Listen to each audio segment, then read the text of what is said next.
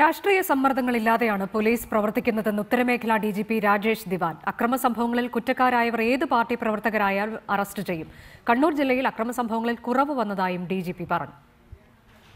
കണ്ണൂരിലെ സ്ഥിതിഗതികൾ വിലയിരുത്തിയ ശേഷമാണ് ഉത്തരമേഖല ഡിജിപി രാജേഷ് ദിവാൻ മാധ്യമങ്ങളോട് സംസാരിച്ചത്.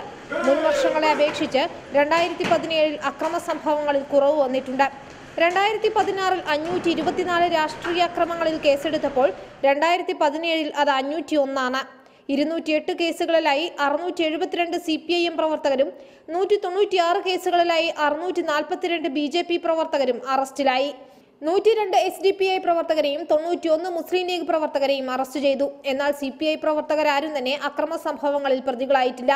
രാഷ്ട്രീയ സമ്മർദ്ദങ്ങളില്ലാതെയാണ് പോലീസ് പ്രവർത്തിക്കുന്നതെന്ന് ഡിജിപി പറഞ്ഞു. ഏത് പാർട്ടിയിൽപ്പെട്ട പ്രതികളെയും പോലീസ് അറസ്റ്റ് ചെയ്യും. And there is not much difference. That means 5 or 6 here and there, but as far as the numbers are concerned, they are all tallying towards one single pointer that we have been very neutral in our policing.